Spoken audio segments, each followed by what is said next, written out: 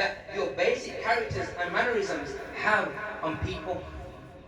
These are the basic mannerisms and the basic effect that it has on people. Look at it in a worldly sense. Let's not look at it, okay, fair enough, you're talking about Prophet, they were different people. Yeah, okay. Look at it in just a dunyawi aspect. Look at it in a worldly aspect. When you go to the shop, I mean, you tell me yourselves, when you go to the shop and the shopkeeper talks to you out of consideration and excellence, no matter, okay, fair enough, it's his business, but the way he talks to you, does it not drive you back to go and see that, go back to the shop? Doesn't it have an effect on you? You think that guy is such a nice guy, I'm going to go back to his shop. Even in the dunya aspect, it makes sense for you to be courteous and have manners and show etiquette, because ultimately it'll benefit you, even in the dunya.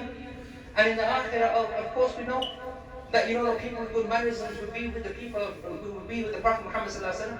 So even in the akhirah it'll benefit you. But look how even in a solely 100% business or a dunyawi aspect, it'll benefit you. And this is the benefit and the amazing miracle of having good manners and akhlaq. Manners and akhlaq is nothing to do with how intelligent you are. So don't think, oh, person standing up here now and he's giving a talk and he must have good manners. It's got nothing to do with your IQ. Your IQ level is one thing. Your IQ level is your intelligence. Your intelligence quotient, that's what it's called, the intelligence quotient. That's to do with how intelligent you are. So you can probably get the best degree, you can probably get the best job, you can probably be, a surgeon, you can probably get everything. But that doesn't mean that you're going to be the best at that job or in that role. You know what makes a person good at his role? Is his EQ, his emotional quotient. This is what makes a person better. And this is mannerisms. This is what mannerisms is. This is what Islam teaches us. That if you concentrate on your manners and your etiquette, not only would you benefit yourselves in this dunya, you'll affect for the good of people around you, and ultimately you'll also benefit those around you, benefit yourself in the akhirah, inshallah. Astaghfirullah, astaghfirullah li wa lakum wa lisa'ir al-muslimin fastaghfiruhu innahu huwal ghafurur rahim.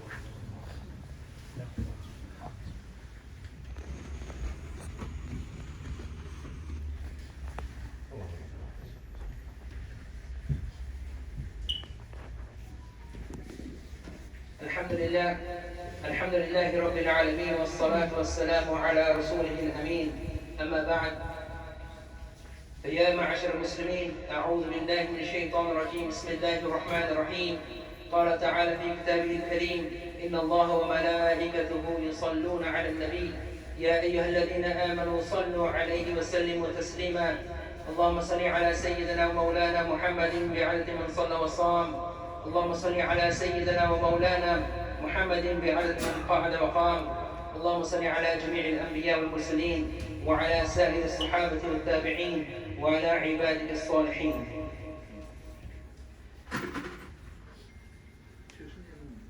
The other aspect I want to talk about today is our children. SubhanAllah, I live on Chiswell Road, just down the road. I don't know if you heard last night, but the whole road got cordoned off. The whole road got cordoned off because a 15-year-old boy decides to carry a gun and a stash of stuff in his bag. So as he's getting chased, he throws it underneath a car, which happens to be outside my door. So they're all standing outside my door. Free advertising, I say. But a 15-year-old boy with a gun, and it was a real gun because I seen it with my own eyes. A 15-year-old boy, what makes you think that having a gun is the right thing? What makes you think that walking around on the streets where you walk, where your children walk, what makes you think that it's right for him to carry that gun? Why would they do that for? Why? Our biggest enemy at the moment is the social media. And we as parents, you think having children is just a time of celebration, and it is, everyone gets happy. But wallah, it's a big amana, especially in this society, especially this day and age, that we, as parents, don't wake up to this and realize what's happened to our children. And don't think, okay, you might be thinking to yourselves, I'm from Africa, I'm from Kurdistan. You think it's not going to happen to you. When I was a kid and I came to this country, we were Pakistani families, so we come from Kashmir, we come here, predominantly Pakistani. When we see the crime rate going on, you know, in the prisons, they're all white people in the prisons, and then the West Indians started to come, and then the West Indians started to go on crime, and you saw look down there, oh, it's always the West Indians and English people going in prison. We're immune from it. Then, 15 years ago, you know, Winston Green prison, over 85% of it was Pakistanis. Over 85. How is that possible? How is it possible? And today, we shouldn't be living in this little bubble where you're thinking, no, our community is safe, our community is safe. Because you're not a little community anymore. You're not a little people anymore. You can't think just because I have my little maktab or my little class and that we're safe, our children are safe. We're not. You know, this social media, it's opened the doors for everybody. Your child is not just in your little community anymore. The community, the world has become a community. The whole world has become a community. And we have to realize that, you know, the influence that our children are getting under is all through this medium. All through this medium. You think his dad went out shopping with him and bought him a gun? I said, yes, son, go and walk around with this. It was nothing like that. Who would do that? Nobody would ever do that. But you know what was the influence of social media? The stuff that they listen to. You know, they talk about hate crime. They talk about hate crime. If a Muslim turns around and says something about a particular community or a particular group, then it becomes hate crime. But you know, some of the stuff that they listen to on the music that they listen to YouTube, and they become millionaires. The singers have become millionaires, and all they talk about is death, murder, killing, this gang, that gang. That's all they're talking about. And we as a Muslim community need to wake up to this. We have to realize that you think, okay, I'm safe today. You think it's not going to happen to me today. But this social media is inside your house already. You don't even know it. You don't know when you turn those lights up and he's sitting in his bedroom what he's listening to. You don't know. Because you just think, oh, he's my son. He gives salam. He goes to the maktab, he listens. No. Don't think like that. Don't think like that. You know, one time in Wales, about 8-9 years ago, there was a craze. And this is when Facebook first started. And there was a little craze going on. You know, in Wales, what they were doing? The children were committing suicide. Because one turns around and goes, I want to experience this. How does it feel to die? I want to experience it. So they started a whole craze of suicide. And it wasn't just your neighbour and your friend from school. It was everywhere in the whole of Wales. People, just young kids, 13, 14-year-old. And those of you that know this, you can check on the internet. You'll see they're hanging themselves. They're killing themselves because of this one thing. It was just a craze that happened to pop up on Facebook by the time, social media at that time. So brothers, you know, we have to wake up to this. This is our duty now. You know, them days it was different. Now we have different challenges in front of us. And we have to wake up to these different challenges. We can't be thinking to yourself, I'm going to go to the masjid, sit, and while our kids at home, and you know, I'm going to leave them to it. Or, you know, oh, he's not quiet, oh, just listen to this. Listen to this on YouTube, go on there. It's not right, because even though it's a kiddie thing, these people are not stupid. They're not going to come and take your masajid away from you. They're not going to say to you, yeah, take your beard up, you know, it's haram, you can't keep it in this country anymore. They're not going to do that. It's a psychological battle, and we have to be sharper. We have to wake up to this thing. It's going to be up here. They're not going to come banging your doors down. What they're going to do, they're going to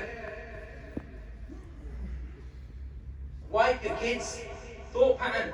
They're going to brainwash them. And that's what's going to happen. But we Muslims, we have everything. We have Islam, we have the deen, we have the way, we have everything. And if we don't impress that onto our children today, and we ourselves don't live like that today, then you know what? It's a matter of just time. It's a matter of time. I went to Bosnia in 2015. I think it was 2015, yeah. Approximately 2015. In Bosnia, 300 years the Turks were there. 300 years the Turks were there. The Turks were there for 300 years. And subhanAllah, you know, blonde hair, light skin, blue eyes, the Serbs, the Croats, the Bosnians.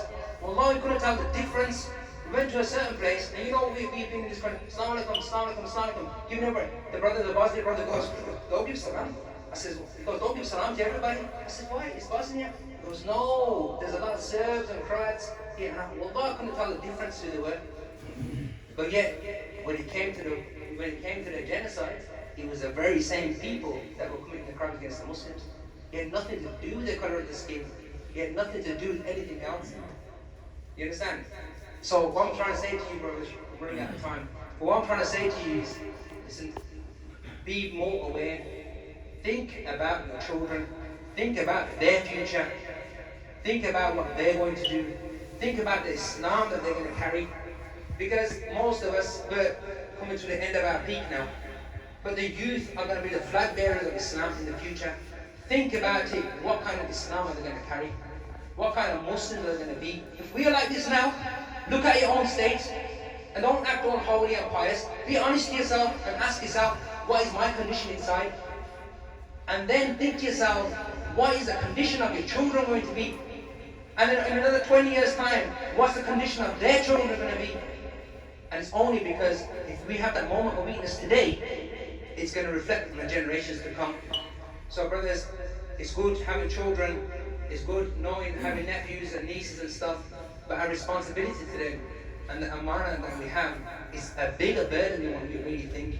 And we really have to try our utmost best, to engage the community, to work with the youth, to bring them to the masajid, go with them places, interact, build a relationship with your children. Make sure you know everything they do. Dad, can I do this? Dad, can I do that? You need to have that relationship. You need to have that. Otherwise, the child's going to listen to his friends, his mates, and everybody else. And then you know what's going to happen? It's going to be a very sad story for all. Very sad story for all. عباد الله رحمكم الله إن الله يأمر بالعدل والإحسان وإيتاء ذي القربى وينهى عن الفحشاء والمنكر والبغي يعظكم لعلكم تذكرون اذكروا الله يذكركم وادعوه يستجب لكم ولذكر الله تعالى أعلى وأولى وعز وجل وأتم وأهم وأكبر. أقيموا الصلاة.